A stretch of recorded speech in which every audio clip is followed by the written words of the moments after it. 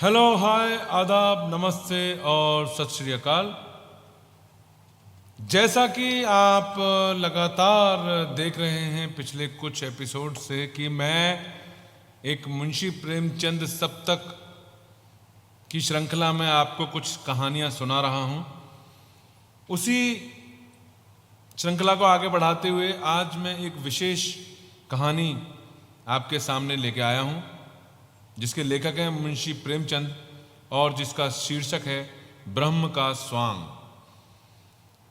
और इसके विषय में मैं हर बार जो कहता हूं वही इस बार भी कहूंगा कि किसी भी कहानी को समझने के लिए, और ये कहानी नहीं है बेसिकली, इसको मैं कहानी नहीं कहूंगा, ये कहानी से कुछ अलग अलग हटके कुछ मामला है। तो इसलिए इस मामले को समझने के लिए आवश्यक है कि आप पूरे मामले को सुने, समझें, फिर निर्णय लें कि कैसा था। और अगर अच्छा लगे तो आपका ये उत्तरदायित्व बनता है कि आप फिर इसे ज़्यादा से ज़्यादा अपने दोस्तों के साथ शेयर करें और उन तक पहुंचाएं। तो चलिए अब ज़्यादा बातचीत नहीं करेंगे, सीधा मामला शुरू करते हैं। चलिए, तो यह है ब्रह्म का स्वांग। स्त्री: मैं वास्तव में अभागिन हूं, नहीं तो क्या मुझे नित्य ऐसे ऐसे घृणित दृश्य देखने पड़ते। शोक की बात यह है कि ये मुझे केवल देखने ही नहीं पड़ते, परंतु दुर्भाग्य से उन्हें मेरे जीवन का मुख्य भाग बना दिया गया है। मैं उस सुपात्र ब्राह्मण की कन्या हूं जिसकी व्यवस्था बड़े बड़े गहन धार्मिक विषयों पर सर्वमान्य समझी जाती है। मुझे याद नहीं घर पर कभी बिना स्नान और देवोपासना किए पानी की एक बूंद भी मुंह में डाली हो।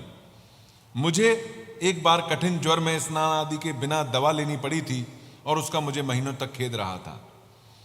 हमारे घर में धोबी कदम नहीं रखने पाता, दालान में भी नहीं बैठ सकती, किंतु यहां आकर मानो भ्रष्टलोक में पहुंच गई हूं।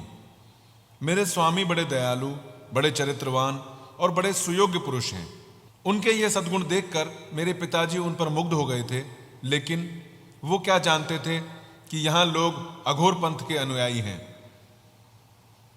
संध्या और उपासना तो दूर रही, कोई नियमित रूप से स्नान भी नहीं करता।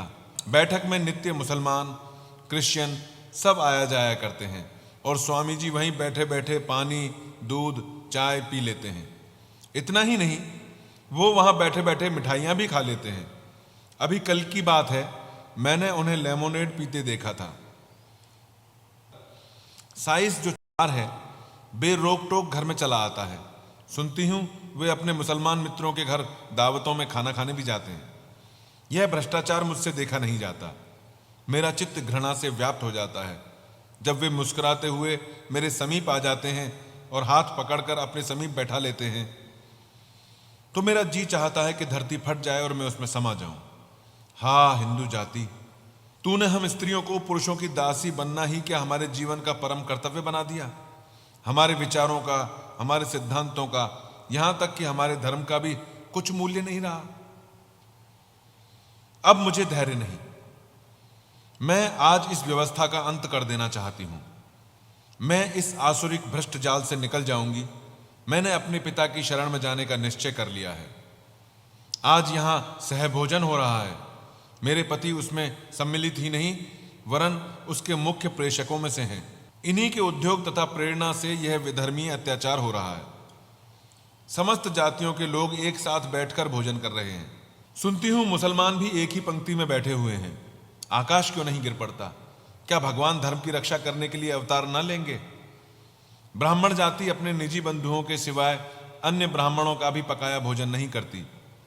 वही महान जाति इस अधोगति को पहुंच गई कि कायस्थों, बनियों, मुसलमानों के साथ बैठकर खाने में लेश मात्र भी संकोच नहीं करती, बल्कि इसे जातीय गौरव, जातीय एकता का हेतु समझती है।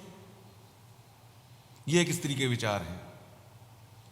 पुरुष: मैंने कहा था ये मामला है, तो एक कहानी नहीं है, लेकिन दो अलग अलग किरदार हैं जो इस प्रकृति के मुख्य हैं। एक तरफ स्त्री के विचार हैं, एक तरफ पुरुष के विचार हैं। पुरुष: वह कौन सी शुभ घड़ी होगी कि इस देश की स्त्रियों में ज्ञान का उदय होगा और वे राष्ट्रीय संगठन में पुरुषों की सहायता करेंगी। हम कब तक ब्राह्मणों के गोरख धंधे में फंसे रहेंगे? हमारे विवाह प्रवेश कब तक जानेंगे कि स्त्री और पुरुष के विचारों की अनुकूलता और समानता गोत्र और वर्ण से कहीं अधिक महत्व रखती है। यदि ऐसा ज्ञात होता तो मैं वृंदा का पति न होता और न वृंदा मेरी पत्नी। हम दोनों के विचारों में जमीन और आसमान का अंतर है। यद्यपि वह प्रत्यक्ष नहीं कहती, किंतु मुझे विश्वास है कि वह मेरे विचारों को घृणा की दृष्टि से देखती है। मुझे ऐसा ज्ञात होता है कि वह मुझे स्पर्श भी नहीं करना चाहती। यह उसका दोष नहीं, यह हमारे माता पिता का दोष है, जिन्होंने हम दोनों पर ऐसा घोर अत्याचार किया। कल वृंदा खुल पड़ी। मेरे कई मित्रों ने सहभोजन का प्रस्ताव किया था, मैंने उसका सहर्ष समर्थन किया। कई दिन के वाद विवाद के पश्चात अंत को कल कुछ गिने गिनाए सज्जनों ने सहभोज का सामान कर ही डाला। मेरे अतिरिक्त केवल 4 और सज्जन ब्राह्मण थे, शेष अन्य जातियों के लोग थे। यह उदारता वृंदा के लिए असह्य हो गई। जब मैं भोजन करके लौटा तो वह ऐसी विकल थी मानो उसके मर्म स्थल पर आघात हुआ हो। मेरी ओर विषादपूर्ण नेत्रों से देखकर बोली, अब तो स्वर्ग का द्वार अवश्य खुल गया होगा। यह कठोर शब्द मेरे हृदय पर तीर के समान लगे। ऐंठ कर बोला, स्वर्ग और नरक की चिंता में वो रहते हैं जो अपाहिज हैं, कर्तव्यहीन हैं, निर्जीव हैं। हमारा स्वर्ग और नरक सब इसी पृथ्वी पर है। हम इस कर्म क्षेत्र में कुछ कर जाना चाहते हैं। वृंदा, धन्य है आपके पुरुषार्थ को, आपके सामर्थ्य को। आज संसार में सुख और शांति का साम्राज्य हो जाएगा। आपने संसार का उद्धार कर दिया, इससे बढ़कर उसका कल्याण और क्या हो सकता है। मैंने झुंझलाकर कहा, अब तुम्हें इन विषयों को समझने की ईश्वर ने बुद्धि ही नहीं दी तो मैं क्या समझाऊं। इस पारस्परिक भेदभाव से हमारे राष्ट्र की जो हानि हो रही है, उसे मोटी से मोटी बुद्धि का मनुष्य भी समझ सकता है। इस भेद को मिटाने से देश का कितना कल्याण होता है, इसमें किसी को संदेह नहीं। हां, जो जानकर भी अनजान बना रहे उसकी बात दूसरी है। वृंदा, बिना एक साथ भोजन किए परस्पर प्रेम उत्पन्न नहीं हो सकता। मैंने इस विवाद में पड़ना अनुपयुक्त समझा। किसी ऐसी नीति की शरण लेनी आवश्यक जान पड़ी जिसमें विवाद का स्थान ही ना हो। वृंदा की धर्म पर बड़ी श्रद्धा है। मैंने उसी के शास्त्र से उसे पराजित करने का निश्चय किया। बड़े गंभीर भाव से बोला, यदि असंभव नहीं तो कठिन अवश्य है, किंतु सोचो तो यह कितना घोर अन्याय है कि हम सब एक ही पिता की संतान होते हुए एक दूसरे से घृणा करें, ऊंच नीच की व्यवस्था में मग्न रहें। यह सारा जगत उसी परमपिता परमात्मा का विराट रूप है। प्रत्येक जीव में उसी परमात्मा की ज्योति आलोकित हो रही है। केवल इसी भौतिक पर्दे ने हमें एक दूसरे से पृथक कर दिया है। यथार्थ में हम सब एक हैं। जिस प्रकार सूर्य का प्रकाश अलग अलग घरों में जाकर भिन्न नहीं हो जाता, उसी प्रकार ईश्वर की महान आत्मा पृथक पृथक जीवों में प्रविष्ट होकर विभिन्न नहीं हो जाती। मेरी इस ज्ञान वर्षा ने वृंदा के शुष्क हृदय को तृप्त कर दिया। वह तन्मय होकर मेरी बात सुनती रही। जब मैं चुप हुआ तो उसने मुझे भक्तिभाव से देखा और रोने लगी। स्त्री, स्वामी के ज्ञानोपदेश ने मुझे सजग कर दिया। मैं अंधेरे कुएं में पड़ी थी। इस उपदेश ने मुझे उठाकर पर्वत के ज्योतिर्मय शिखर पर बैठा दिया। मैंने अपनी कुलीनता से, झूठे अभिमान से, अपने वर्ण की पवित्रता के गर्व में कितनी आत्माओं का निरादर किया। परमपिता, तुम मुझे क्षमा कर दो। मैंने अपने पूज्यपाद पति से इस अज्ञान के कारण जो अश्रद्धा प्रकट की है, जो कठोर शब्द कहे हैं, उन्हें क्षमा करना। जब से मैंने यह अमृतवाणी सुनी है, मेरा हृदय अत्यंत कोमल हो गया है। नाना प्रकार की सदकल्पनाएं चित्त में उठती रहती हैं। कल धोबिन कपड़े लेकर आई थी, उसके सिर में बड़ा दर्द था। पहले मैं उसे इस दशा में देखकर कदाचित मौखिक संवेदना प्रकट करती अथवा मेहरी से उसे थोड़ा तेल दिलवा देती, पर कल मेरा चित्त विकल हो गया। मुझे प्रतीत हुआ मानो वह मेरी बहन है। मैंने उसे अपने पास बैठा लिया और घंटे भर तक उसके सिर में तेल मलती रही। उस समय मुझे जो स्वर्गीय आनंद हो रहा था वह अकथनीय है। मेरा अंतःकरण किसी प्रबल शक्ति के वशीभूत होकर उसकी ओर खिंचा चला जाता था। मेरी ननद ने आकर मेरे इस व्यवहार पर कुछ नाक भौं चढ़ाई, पर मैंने लेश मात्र भी परवाह न की। आज प्रातःकाल कड़ाके की सर्दी थी, हाथ पांव गले जाते थे। मेहरी काम करने आई तो खड़ी कांप रही थी। मैं लिहाफ ओढ़े अंगीठी के सामने बैठी हुई थी। तिस पर भी मुंह बाहर निकालते न बनता था। मेहरी की सूरत देखकर मुझे अत्यंत दुख हुआ। मुझे अपनी स्वार्थ वृत्ति पर लज्जा आई और इसके और मेरे बीच में क्या भेद है? इसकी आत्मा में उसी प्रकार की ज्योति है। यह अन्याय क्यों? क्यों? इसीलिए कि माया ने हम में भेद कर दिया है। मुझे कुछ और सोचने का साहस न हुआ। मैं उठी, अपनी ऊनी चादर लाकर मेहरी को ओढ़ा दी और हाथ पकड़कर अंगीठी के पास बैठा लिया। इसके उपरांत मैंने अपना लिहाफ रख दिया और उसके साथ बैठकर बर्तन धोने लगी। वह सरल हृदय मुझे वहां से बार बार हटाना चाहती थी। मेरी ननद ने आकर मुझे कौतूहल से देखा और इस प्रकार मुंह बनाकर चली गई मानो मैं कोई क्रीड़ा कर रही हूं। सारे घर में हलचल पड़ गई और इस जरा सी बात पर हमारी आंखों पर कितने मोटे पर्दे पड़ गए हैं। हम परमात्मा का कितना अपमान कर रहे हैं। पुरुष कदाचित मध्य पथ पर रहना नारी प्रकृति में ही नहीं है। वह केवल सीमाओं पर ही रह सकती है। वृंदा कहां तो अपनी कुलीनता और अपने कुल मर्यादा पर जान देती थी, कहां अब साम्य और सहृदयता की मूर्ति बनी हुई है। मेरे उस सामान्य उपदेश का यह चमत्कार है। अब मैं भी अपनी प्रेरक शक्तियों पर गर्व कर सकता हूं। मुझे उसमें कोई आपत्ति नहीं है कि वह नीच जाति की स्त्रियों के साथ बैठे, हंसे और बोले, उन्हें कुछ पढ़कर सुनाए, लेकिन उसके पीछे अपने को बिल्कुल भूल जाना मैं कदापि पसंद नहीं कर सकता। 3 दिन हुए मेरे पास एक अपने जमींदार की नालिश करने आया था। निस्संदेह जमींदारों के साथ उसने ज्यादती की थी, लेकिन वकीलों का काम मुफ्त में मुकदमे दायर करना नहीं। फिर एक के पीछे एक बड़े जमींदार से बैर करूं, ऐसा तो वकालत में कर चुका। उसके रोने की भनक वृंदा के कान में भी पड़ गई। बस वो मेरे पीछे पड़ गई कि उस मुकदमे को जरूर लो। मुझसे तर्क वितर्क करने पर उद्यत हो गई।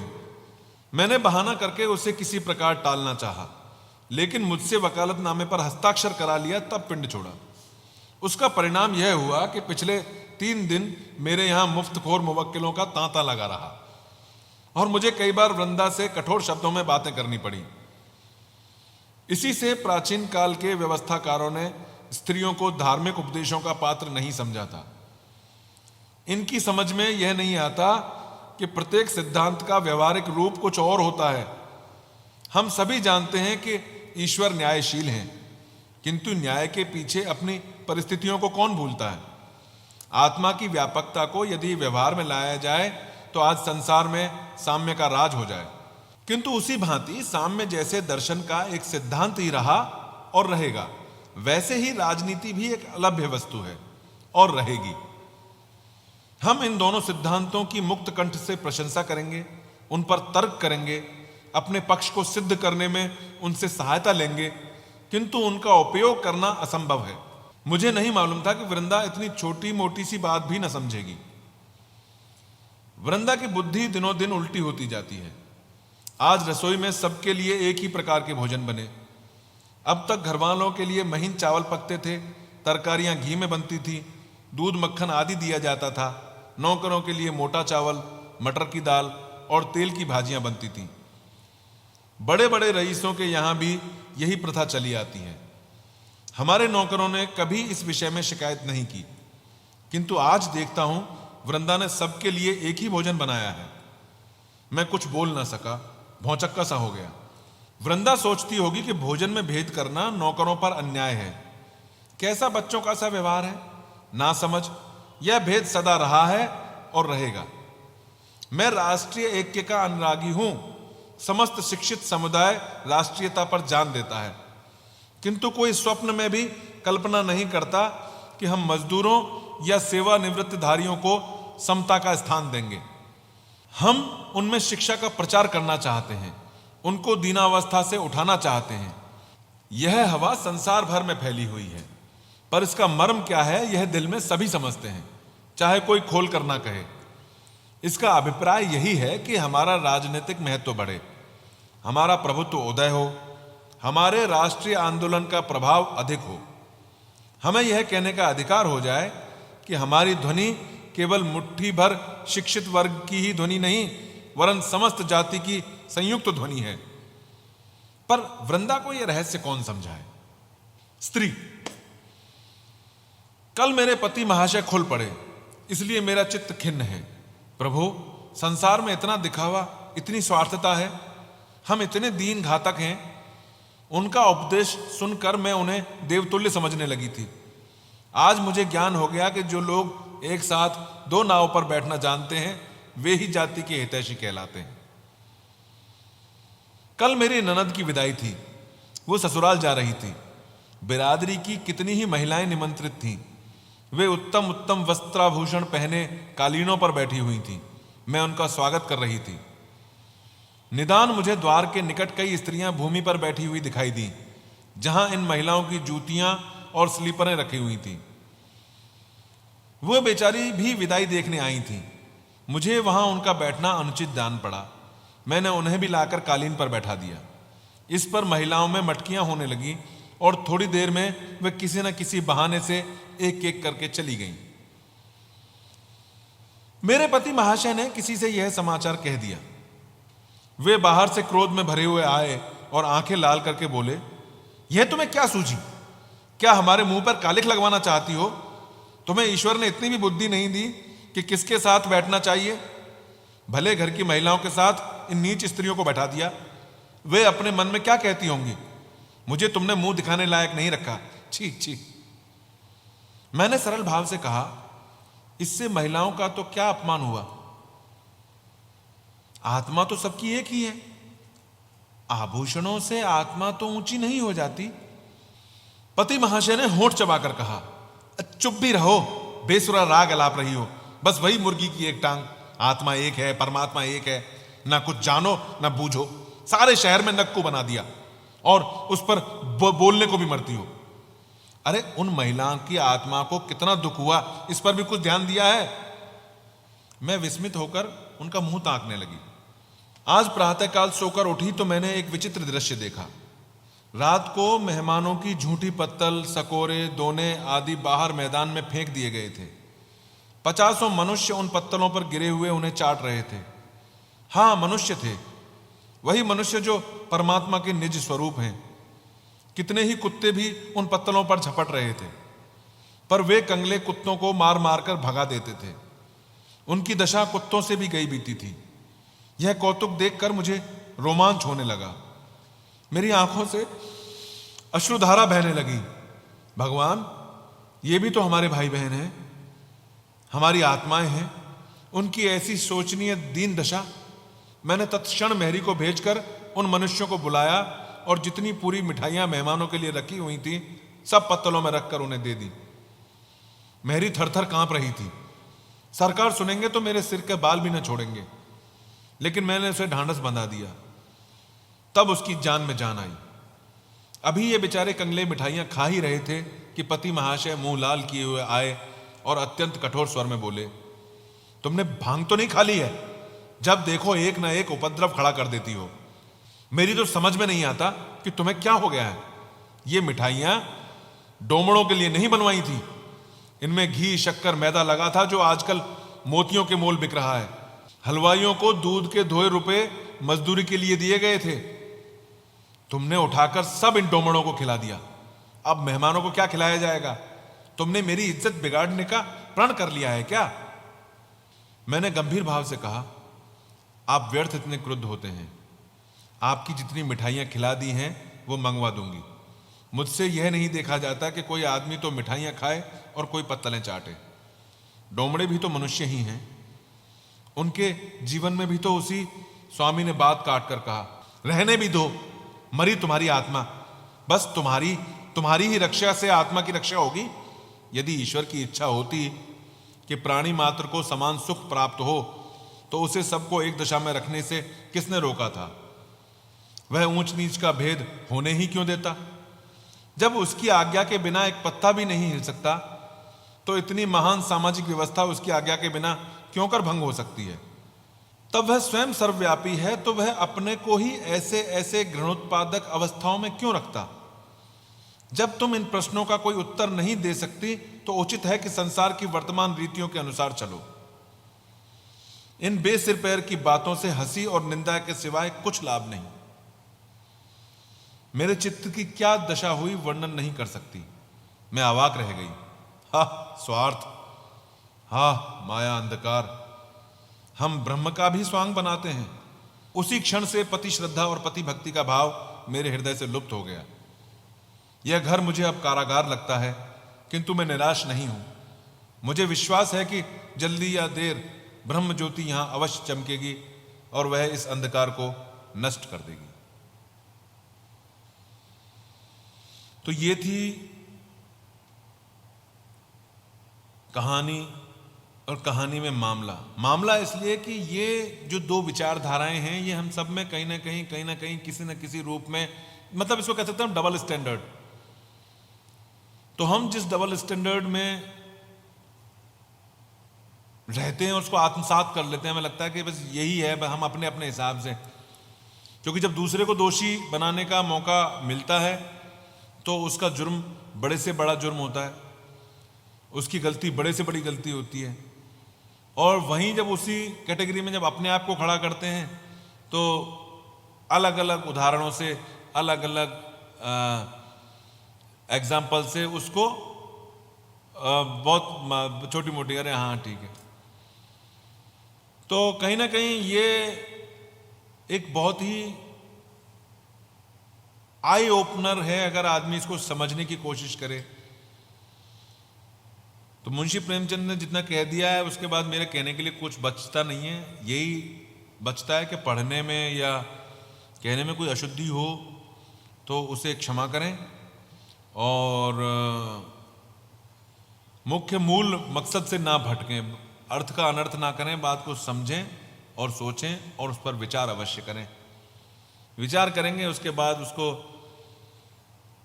उस राह पे चलना ना चलना वो आपकी अपनी मर्जी है, आपकी अपनी मजबूरी है। क्योंकि कभी कभी इंसान की मर्जी कुछ और होती है, उसकी मजबूरी कुछ और होती है। तो बहुत बहुत धन्यवाद, बहुत बहुत शुक्रिया एक बार फिर से।